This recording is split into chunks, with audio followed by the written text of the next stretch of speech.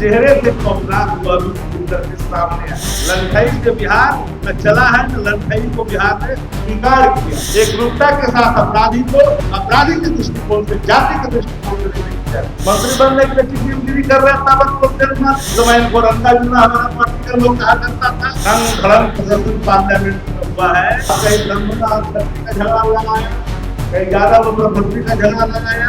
नमस्कार, आप live cities देख रहे हैं। आपके साथ मैं हूं वसीम खान। योगी स्टाइल में बिहार पुलिस इनकाउंटर पर इनकाउंटर कर रही है और देखिए मुख्यमंत्री सम्राट चौधरी एक्शन में अपराधियों को सबक सिखाना है। देखिए सम्राट चौधरी के एक्शन पर अब आरजेडी ने मोर्चा खोला है। आरजेडी कह रहे हैं लंगठई से बिहार नहीं चलेगा।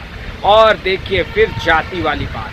सबसे पहले आप तेजस्वी यादव के बेहद ही करीबी कहे जाने वाले शक्ति सिंह यादव को सुनिए। आखिर क्यों कह रहे हैं कि लंगठई से बिहार ना चला है और ना आगे चलेगा। जनता दल के अंदर काफी बेचैनी है और इसी छटपटाहट में दोनों मुख्यमंत्रियों ने पूर्व मुख्यमंत्री से गुहार लगाई। आनंद फानन में मुख्यमंत्री जी को बुलाया गया, लेकिन मुख्यमंत्री जी ने साफ कहा नीतीश जी को कि हम जो भी कर रहे हैं ऊपर के आदेश का अनुपालन कर रहे हैं। नीतीश जी ने उस बंद कमरे में कहा कि जनता दल के समर्थक समूह में काफी निराशा है, लोग उदास हैं, ऊपर कम्युनिकेट कर दीजिए।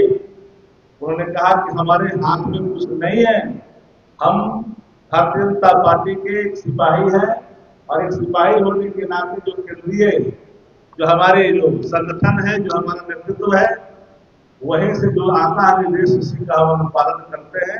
और आपने देखा उसके बाद छटपटाहट में जनता दल वाले, मैंने कई बार कहा माननीय मुख्यमंत्री जब थे नीतीश कुमार जी, 20 वर्षों तक बिहार के अंदर में जातीय नफरत बोया है। वह वृक्ष बड़ा हो गया है नफरत का, उस वृक्ष को काटना पहली जिम्मेदारी होगी सम्राट चौधरी को। आपने दलित को महादलित लड़ाया, अति पिछड़ा में अति पिछड़ा से लड़ाया।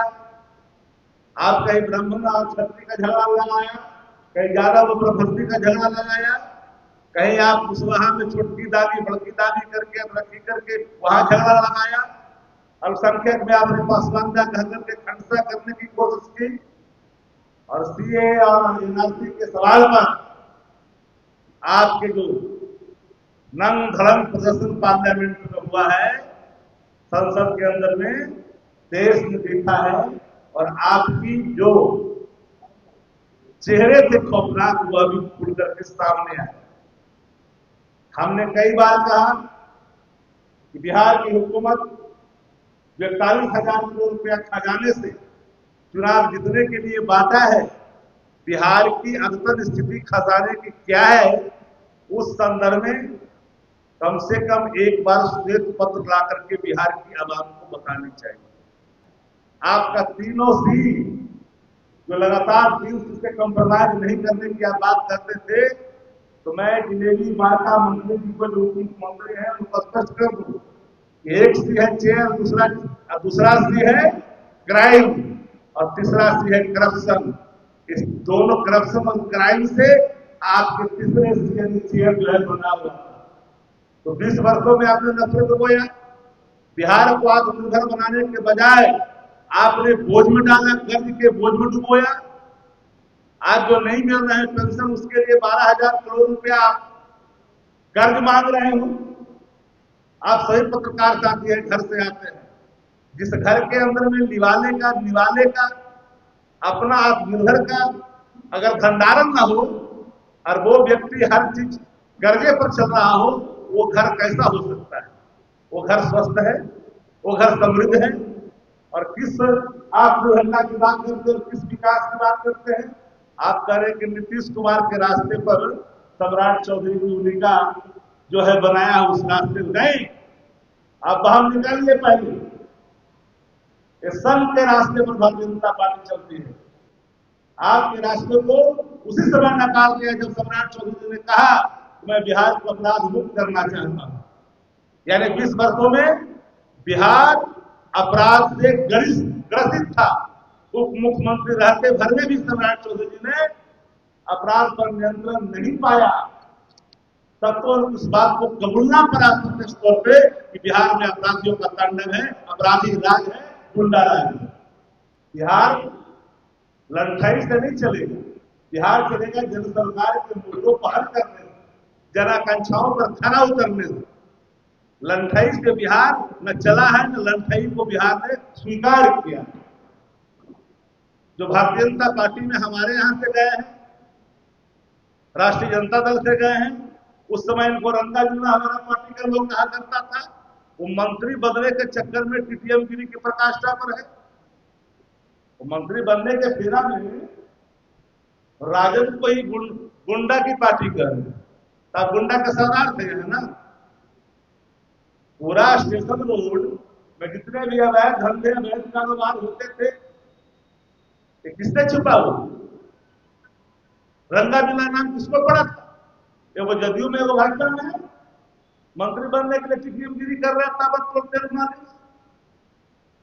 सम्राट चौधरी जी ने अपने अतीत वाली छाप को बरकरार रखा। हम ये बात तो खोल करके बोल रहे हैं, वो छाप बरकरार रखा है।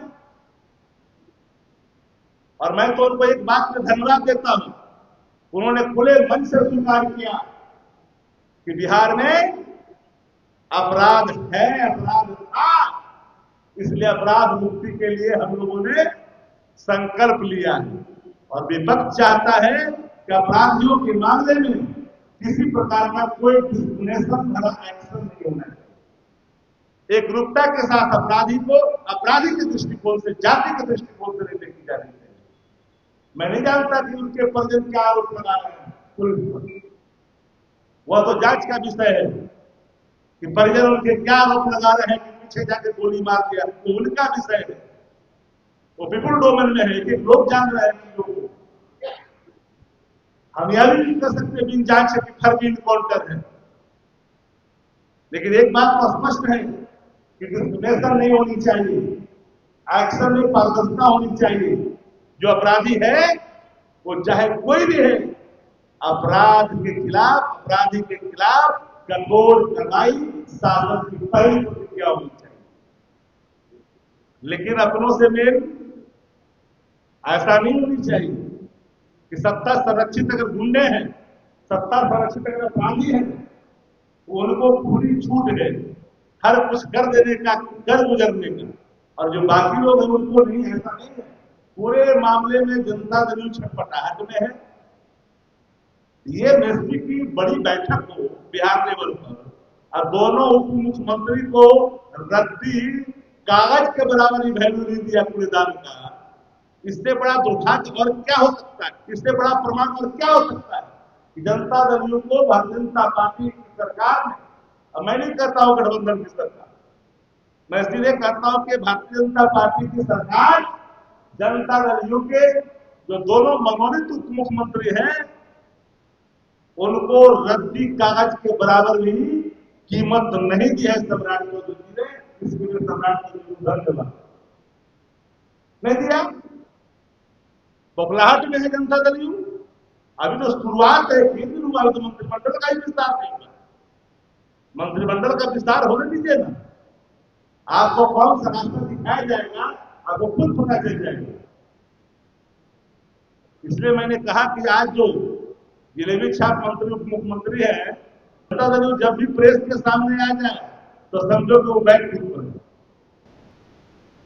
कुछ साधारण घटना है। दो उप मुख्यमंत्री जो सीनियर है, उस समय समझता था कि हम ही सब कुछ है, उसको बैठक वो नहीं बुलाया, बैठक वो नहीं बुलाया, रद्दी कागज के बराबर ही वैल्यू नहीं दिया। ये कोई साधारण बात है, ये साधारण घटना नहीं है। 2005 के पहले सब नहीं होता था। तो आपने सुना शक्ति सिंह यादव को किस तरीके से मोर्चा खोला है, जिस तरीके से बिहार में अपराधियों का सफाया करने के लिए अब बिहार पुलिस एक्शन में, मुख्यमंत्री सम्राट चौधरी भी एक्शन में है, और ऐसे में आरजेडी ने मोर्चा खोल दिया है। आरजेडी कहते नजर आ रही है कि लंठई से बिहार नहीं चलेगा, और ना इससे पहले बिहार लंठई से चला है। तो आपने सुना शक्ति सिंह यादव को क्या कुछ कह रहे थे, फिलहाल इस वीडियो में इतना ही। आपका बहुत बहुत शुक्रिया।